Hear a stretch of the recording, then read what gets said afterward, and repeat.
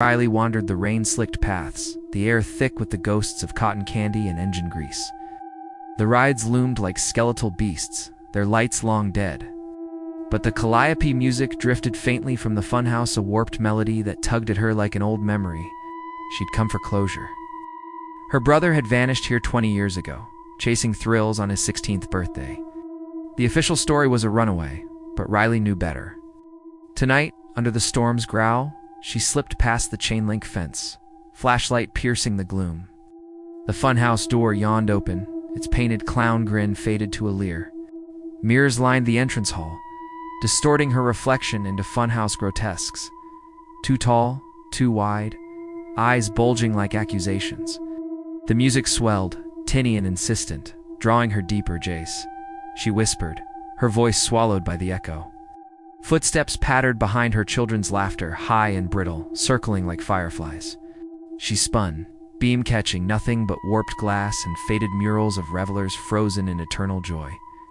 A central chamber unfolded, its floor a mosaic of cracked tiles depicting carousel horses with riderless saddles. In the center sat the source, a weathered carousel, motionless, its painted steeds chipped and staring. Riley approached, heart hammering, and traced the brass ring on the nearest horse, a prancing stallion, its mane curling like flames. Her fingers brushed a hidden latch, and the carousel shuddered to life with a mechanical groan. The music blared, the platform creaking into slow rotation, lights flickering on in sickly yellows. Shadows danced in the mirrors encircling the ride, coalescing into shapes. Small figures on the horses, pale and giggling, their faces blurred but familiar. One turned, and Riley gasped. Jace, no older than 16, his eyes milky voids, mouth stretched in a rictus grin.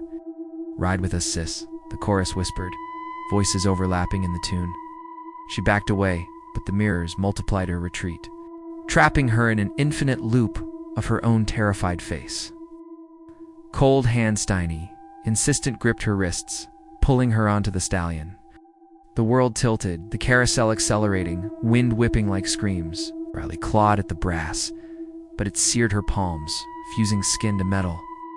The music drowned her cries, the horses rising and falling in mocking rhythm. The last thing she saw, as the shadows swarmed, was Jace leaning close, his breath like rust. "We waited so long." The carousel spun on, claiming its rider. By dawn, the storm cleared, and the midway lay silent. The new chain-link fence gleamed, the funhouse door sealed. But on foggy nights, the Calliope plays faintly, and the mirrors wait for the next sibling to seek what was lost.